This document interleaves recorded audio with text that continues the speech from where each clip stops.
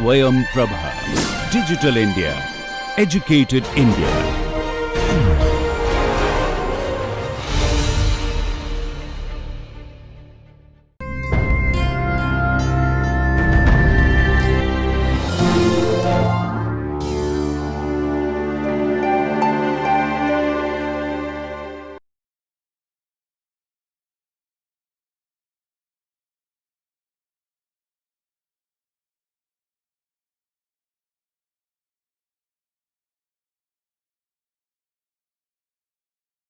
Let us continue our discussion on force systems. See, in the last class, we had taken up a simple problem wherein I have shown a load acting at the tip of a cantilever beam. And I said, in order to apply this load, one possibility is to have a pin joint with a fork, and when I view it on this side view, I get this, or if I see the, I can also call that as a front view, and if I see the side view, I have the system like this. I have a pin going through the hole and I have a fork, a pan is attached to the fork and you put a weight on it. So, looking from another perspective, force is a useful and simple way of describing very complex physical interactions between bodies. This is what we had seen in the previous class. I will again go through it quickly. For you to appreciate, you should look at force as a concept.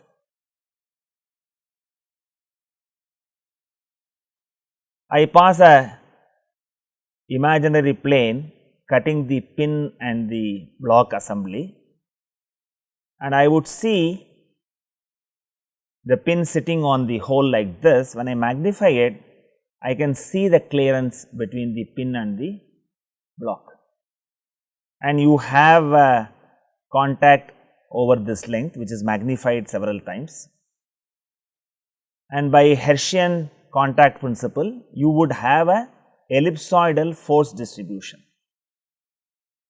In reality, all bodies are deformable. As an idealization, we make it as rigid. That makes our life simple. And by the principle of composition, I can make this force distribution as a concentrated force. And when I see this for every other plane in the pin, I would have essentially a parallel force system. I can take a resultant of this, which is simple to do, but the force is acting only at this point, and we have learnt a very powerful principle of transmissibility of a force. So, by that I move the force to the top end of the beam.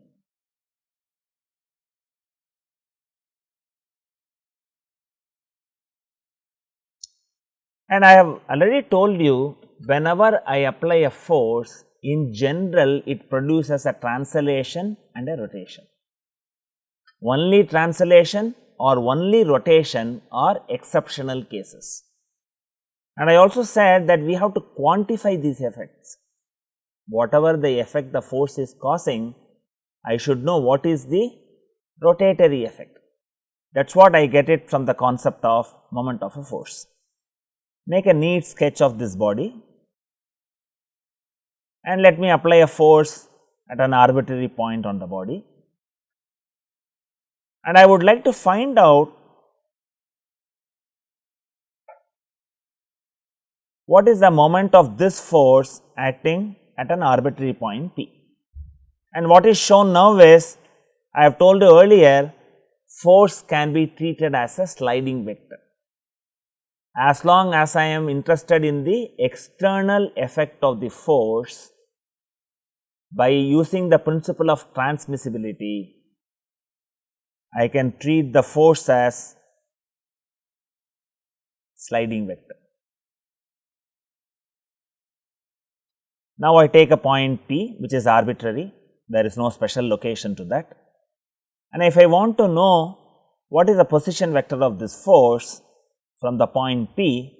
I have this vector drawn and I label this vector as R, and you can easily find out what is the rotatory effect of this force about point P as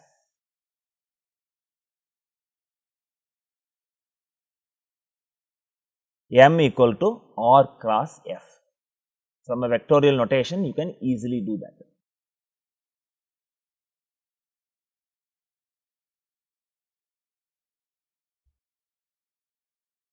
And when I represent the rotatory effect, I see very clearly I am having a anti-clockwise motion.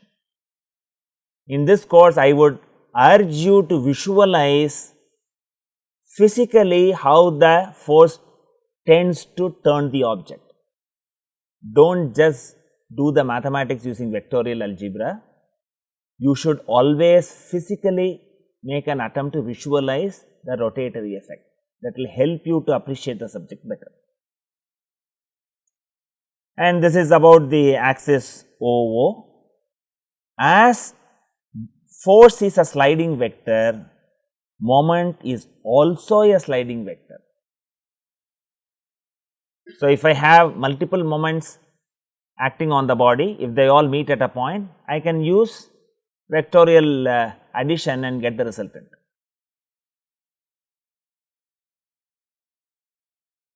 And I use the right hand rule and I find out what is the direction of the moment. Anti-clockwise is taken as positive, clockwise is taken as negative. This is what is summarized in the next slide.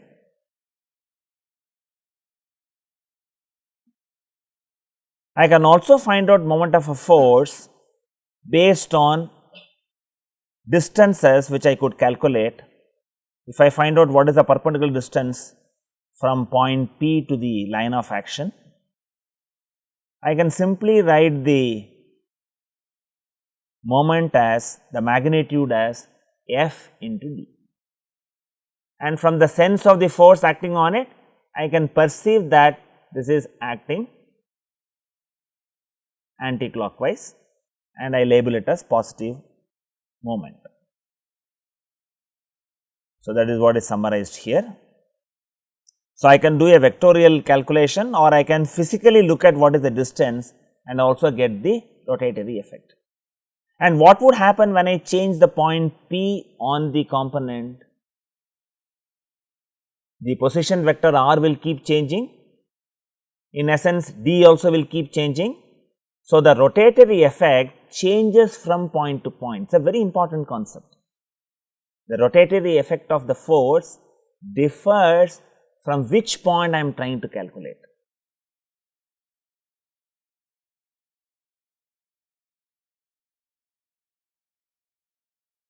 It is again emphasized that moment is a sliding vector and clockwise rotation about the point is taken as negative.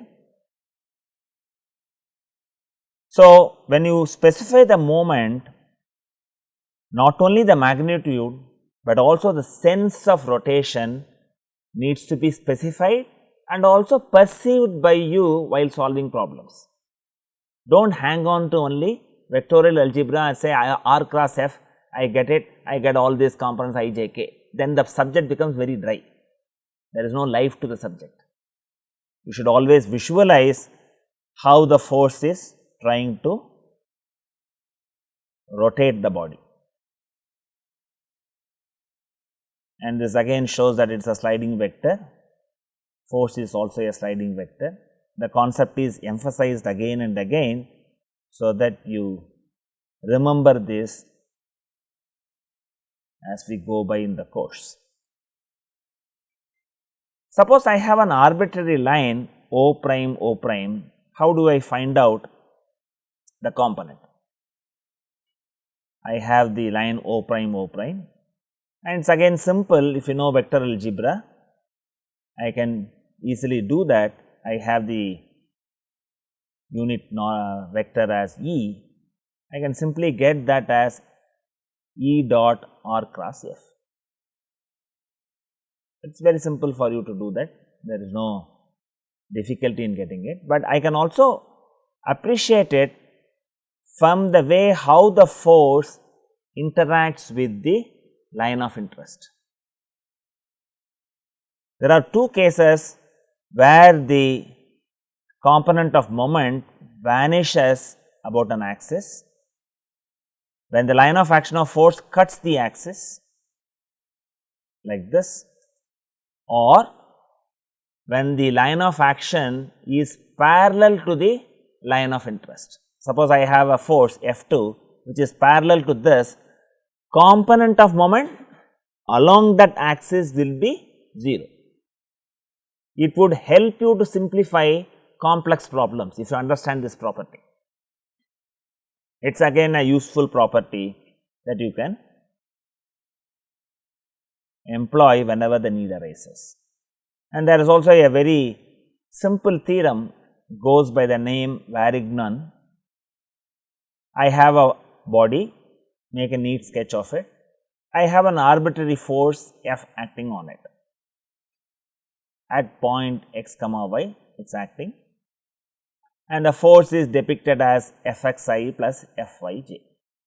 Fx and Fy are the magnitudes, and I and j are the unit vectors in the x and y direction. What is the moment given by this force? I have a position vector r, and I can also find out what is the distance d. I draw a line through the force. From the origin, I try to find out what is the distance, which I can calculate. Let the distance be d. And this force tends to rotate the object about point O anticlockwise.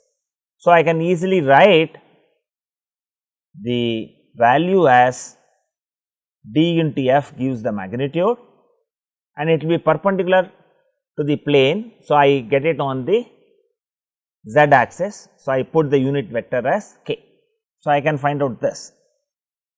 I can also find out the moment about point O writing vectors r and f like this. So, I write r as xi plus yj cross fxi plus fij, and you have to go back to the product rule. I cross I is 0, I cross j is k, j cross I is minus k. When you do all this, I can simplify this as x fy minus y fx into k. So, what does this show? Magnitude of moment is given by the algebraic sum of the magnitudes of the moments of the components about a very powerful theorem. So, I can find out moment by using the components. In many situations, it may be easier to do the calculation that way. Let us learn this by a simple example. If the calculation of d is cumbersome, then you can go with the components. It is definitely simple, but a very useful concept in physical visualization of the effect of forces. I take a simple problem. Please make a sketch. I have a mast. Before we even get into free body diagram, I am teaching you elements of free body diagram indirectly. We will take a formal appreciation of how to draw a free body diagram later.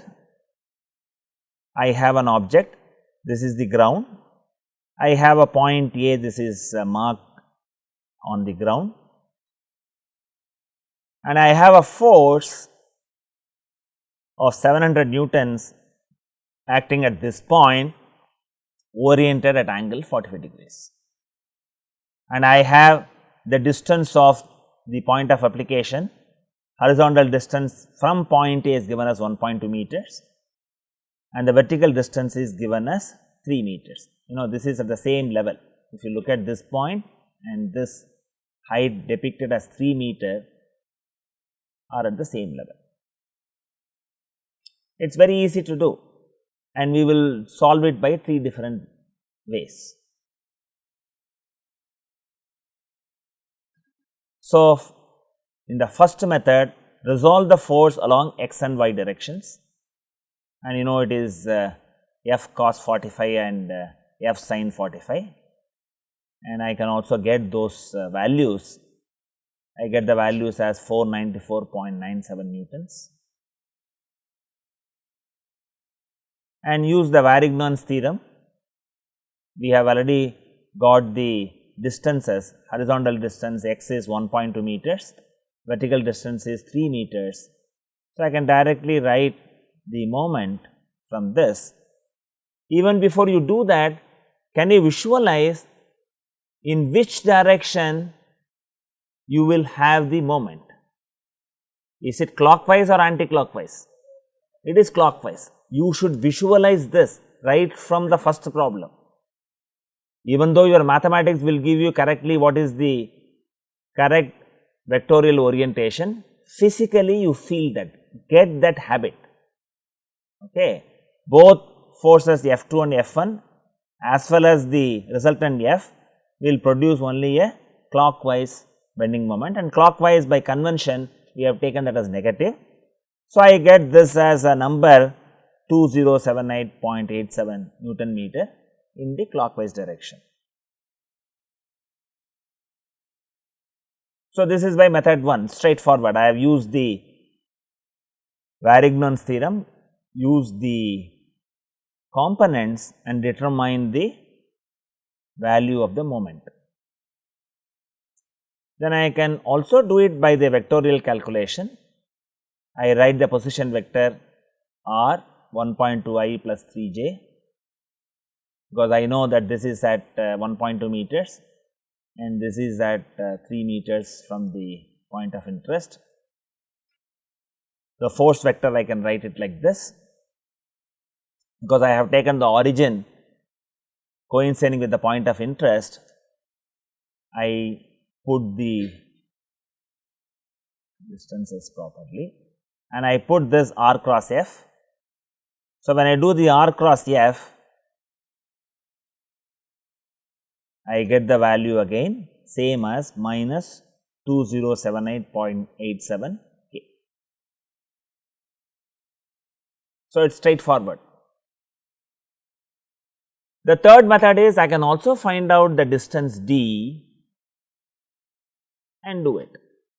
All of them should give you the same answer. And how do I do this? I have the distance d from point A to the force, and I can split this distance as d1 and d2. From this triangle I can find out d1, and from this triangle I can find out d2.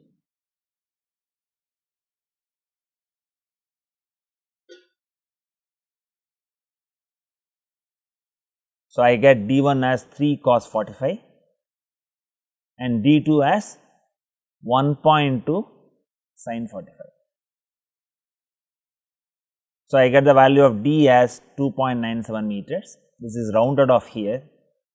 So, I will also get a rounded off answer minus 2079 Newton meter. I have just given the magnitude, and because I know this is clockwise, I have associated the sign as negative.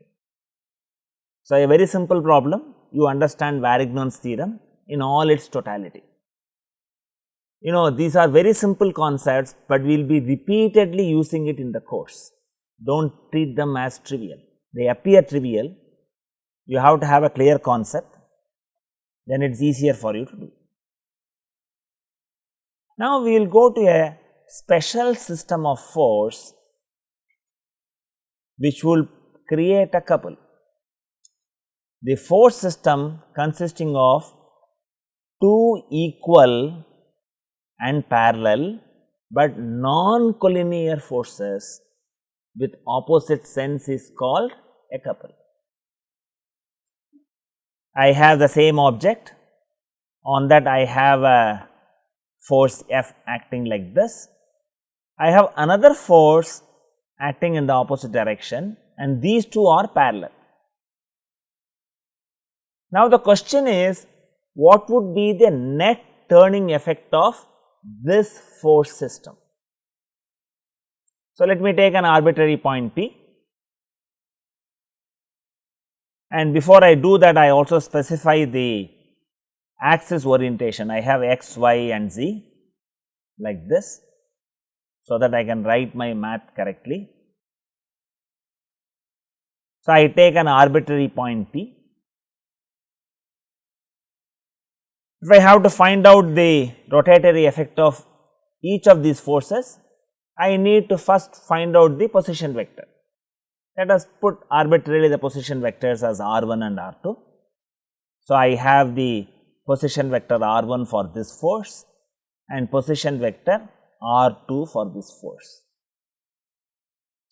We have already learned how to find out the moment of these forces about point P. So, when I do that, I would essentially get a moment about this. We will have to find out the value, and I have also used a different symbolism here. See, in vectorial notation, I can have a two-headed arrow to depict the moment. Either I can have one arrow and then show the sense of direction, or put two heads which shows this is in the positive direction or in the negative direction. These are two symbolisms used in depicting moment. I deliberately chosen a different symbolism here, so that you will learn both of these. And we have the reference axis as x, y and z. So, when I write moment, I put r1 cross minus f plus r2 cross f. And I simplify this as r2 minus r1 cross f, and when I do it vectorially, I get the difference as vector A. So, it is nothing but the effect of these two forces to produce a net moment is A cross F. This has a very interesting property. That is why we look at this force system. And if I write it in longhand without the vectorial notation, how will I replace A? I will replace A by the perpendicular distance d. Okay. So, when I have this, what is it that strikes you immediately? No matter where I shift the point of interest, it will always be d into f. I will always have the magnitude as d into f. So, the rotatory effect of this couple force system is independent of the point of interest. Wherever I move the point of interest, the value is going to remain same. It's very peculiar, and people always get confused between a moment and a couple. Suppose I shift it to another point, there again the same value holds good, there again it is anti-clockwise. The point P has no consequence.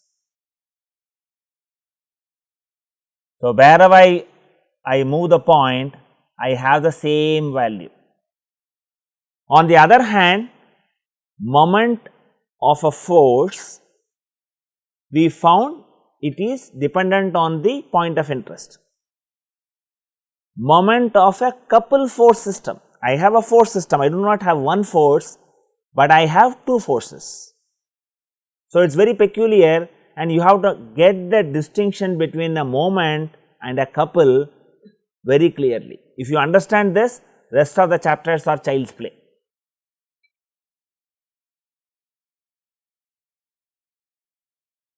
So, the point of application has no dependence on the value.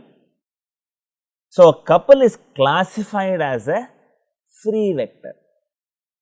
See, we had looked at force and moment as sliding vectors from the principle of transmissibility. We are looking at the external effects, so they can be translated along the line of action. The moment I go to couple, I find the point of interest has no role to play, and couple is a free vector. And let us look at the different ways of affecting the same couple vector. I take a block, I apply a force system like this, and suppose I have the distance between them is d. This would give me a value of f into d. It is anti-clockwise. Now, I apply the force not on this edge, I apply it on these two edges. This force system also will result in the same couple. The rotatory effect for this system is identical. Then I take a distance as half and I double the force application. I increase the force by 2 times and I cut this distance. Then again the rotatory effect is identical. Whichever way I do it. So, in summary, what you will have is, when I have a couple system like this, this is equivalent to doing it in multiple different ways. I can do it by doubling the force and shortening the distance by d by 2, or I can also apply it in different planes. They are one and the same. See, you need to understand a distinction between a moment and a couple. While you learn it, they look simple, but when you start solving problems, you always get confused between a moment and a couple.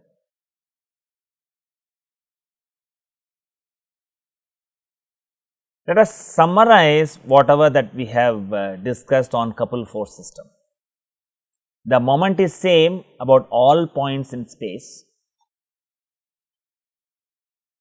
Rotatory effect is the same at all points in space. Net translatory effect on the body is 0. Same idea put in different words. Okay.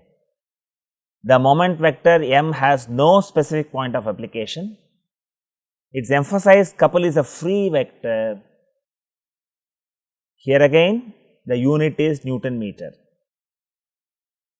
Moments and couples do follow laws of vector addition. Okay. Let us look at a very nice example which illustrates what are the concepts that you have learned so far. I have an object like this. I would like you to make a sketch. What I have is, I have a shaft here and this shaft needs to be rotated. For me to rotate this shaft, I have one type of handle here, I have another type of handle here. In this handle, I can apply force only on this pin.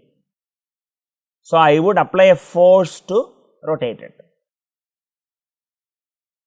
On the other hand, this shaft has a handle which has 2 pins.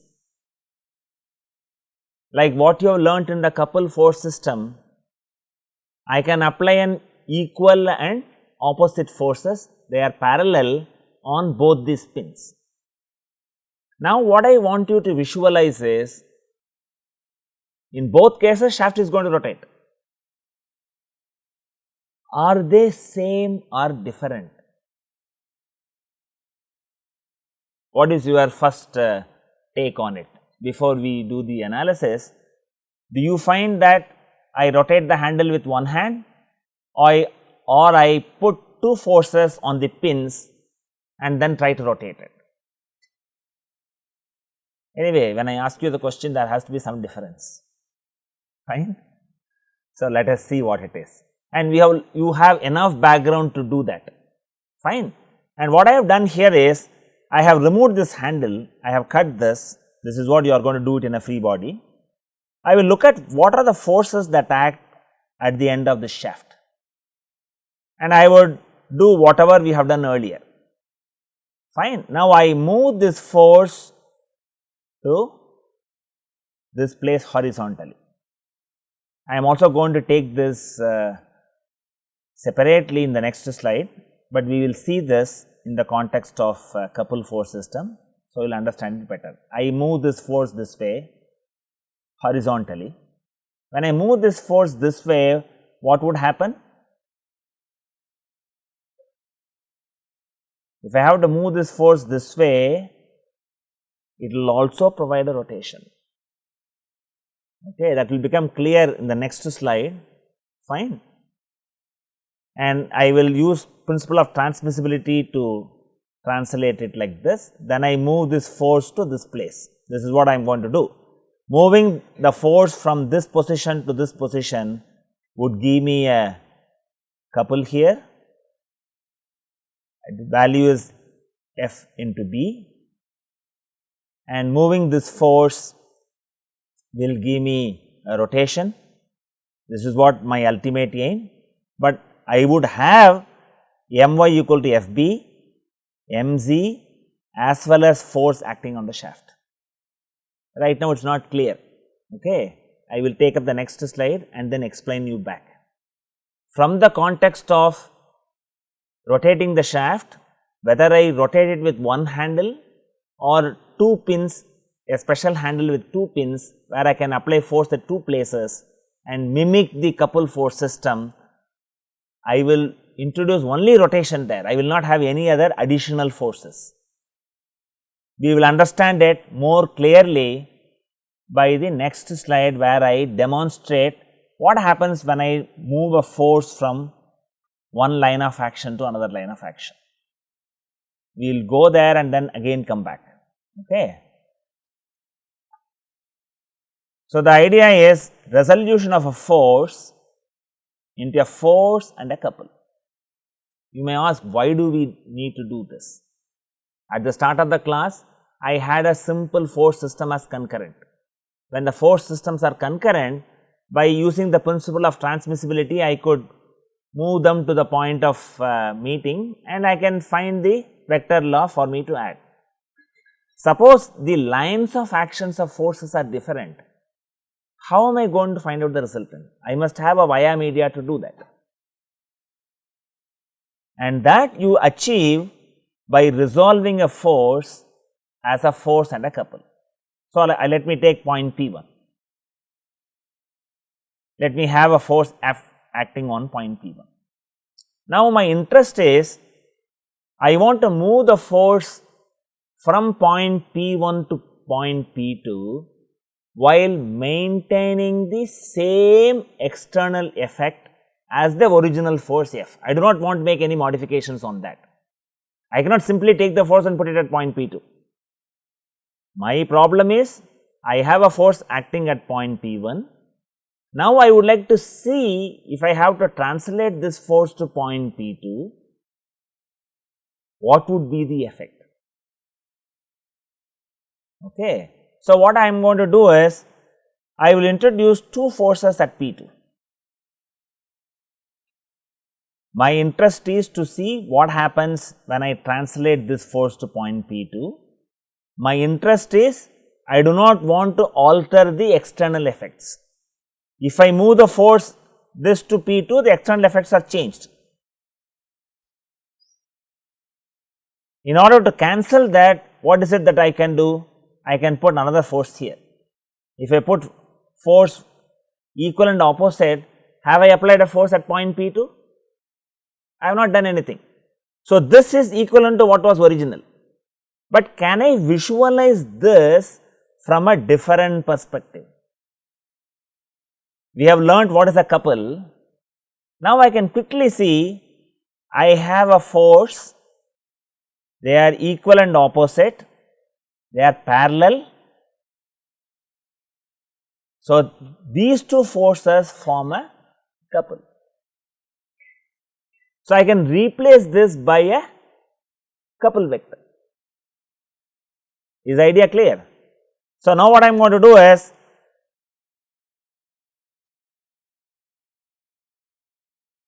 I have these two forces depicted as yellow, saying that that is what we are using them to form a couple force system. So, this will give me a moment about this point and I have a force. So, what you have to follow here is, if I have to translate the force from point P1 to P2, I cannot simply translate it, my external effects of this force would get modified. We have already seen when I apply a force, it produces a rotatory effect, it changes from point to point. Now, what I want to do is, at point P2, I introduce two forces which are equal and opposite, as good as no force at point P2. When I put these two forces, I get a clarity that if I have to translate this force to point P2 without altering the external effect, I have to consider force F as well as a couple. And this is a very, very useful trick. Later we are going to learn in the case of beams what are known as shear force diagram and bending moment diagram. You will repeatedly do this step. And this also simplifies, if I have a non-concurrent force system, how do I find out the resultant? With this knowledge, can we go back and then see the previous slide? So, now I have a force F acting on this. So, I have to move this force from this line of action to this line of action. So, you add and subtract forces there, then you can recognize two forces will form a couple. Okay. So, when I move this force to horizontally like this, I can recognize I would have a couple acting on this. It's a free vector, okay, and I am putting it as the force acting on it. Now, I translate this force acting at this. See, I could also have the force on this side, just for aesthetics I have put it on this side. I can easily translate it from this to this point. So, when I translate this to this point, what will happen? Add a force and subtract a force here, they form a couple, that in turn tries to rotate the shaft. Is the idea clear?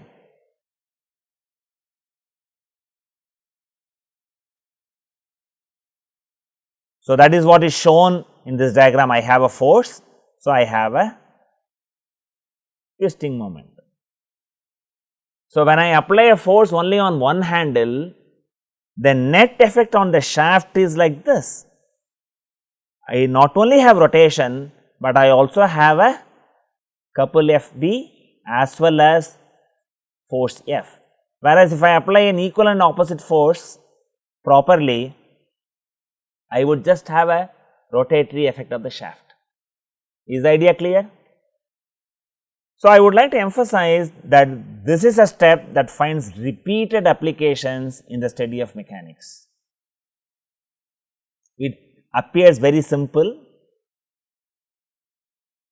If you understand it, it will remain simple for you. If you do not understand it, it will become the bottleneck for this course. Okay. That is why I wanted to spend sufficient time on this concept. I can also reverse the above procedure. When I reverse the above procedure, it is possible to combine a force and a couple to an equivalent force acting at a different point. So, these are different tricks. You would choose these tricks appropriately when you need them, but you definitely master these tricks, comprehend it. See, you have automobiles and some of them, they try to drive it with one hand. Some of them will try to drive it with two hands.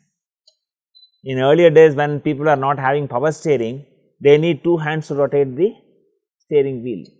So, what is the force that exerts on the bearing is different when I do it with two hands and when I do it with one hand.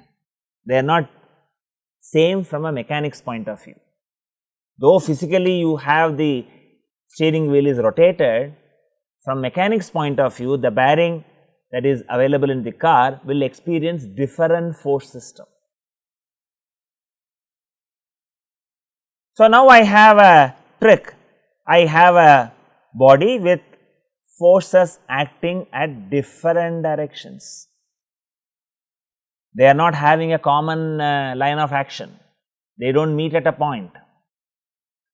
I have multiple forces. I have F1, F2, F3, F4 like this. How do I find out the resultant of these forces? Because both in statics and dynamics, you have to find out what is the resultant force acting on the system. Now, you have the trick. What I have to do? I have to translate this force to point P. I have taken a simple situation where all the forces are lying in the same plane. So, I have to simply translate it to that. So, this is equivalent to finding out the perpendicular distance and give me a moment. I will have a moment for this force F1, I will have a moment for the F2, I will have a moment for F3, I will also have a moment for F4. I put these distances as D1, D2, D3, D4 and I get the net moment like this, because you can find out that forces F1, F2 and F4 introduce a anti-clockwise moment, whereas force F3 introduces a clockwise moment. So, that is negative. I would like you to visualize sense of rotation physically. That would greatly help you to understand when you solve problems. Then with these moments, I can move these forces to this point. I cannot simply take a force and move to that point. Then it is a different problem. If I have to maintain the same external effects of the original force, I have to recognize when I translate, I should put in the appropriate coupled components. Fine. So, I have the moment acting like this, then I have a force system, whatever we saw as F1, F2, F3, F4, they are all now meeting at one point. Now, it is child's play for you to find out by vector addition what is the value of the resultant. Is the idea clear? So, I can replace this by a resultant, and this also shows a general force system introduces a translation and rotation on the body. This is what we started with, and that is what you see here. After learning the force system, after how to do composition and resolution, and also employ the trick of translating a force from one point to another point, you find any force system can be finally reduced to a resultant force and a resultant moment.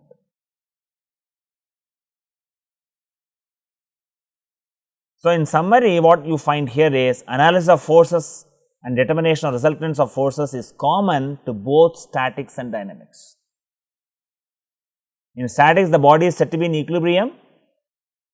You must have been told, probably you had exposure to that, I am not quite sure. When F equal to 0 and M equal to 0, you say the body is in equilibrium. On the other hand, in dynamics, you have non-zero resultants of force systems and their effect is studied on motion of particles, a rigid body or a system of rigid bodies. In such a case, what would be the point P? you look at the mass point as the important point in dynamics. Whatever we have learnt in this class is equally valid for statics as well as dynamics. There is no difference at all. So, in this class, we have looked at what are force systems. We have looked at collinear force system, we have looked at parallel force system, and we have also learned tricks like how to move a force from one point to another point. We have learned the concept of moment and concept of coupled force system, and you should make a distinction between a moment and a couple. Try to make an understanding right today, do some reading extra, because if you understand the finer distinction between moment and couple, you will find the course very, very simple. Thank you.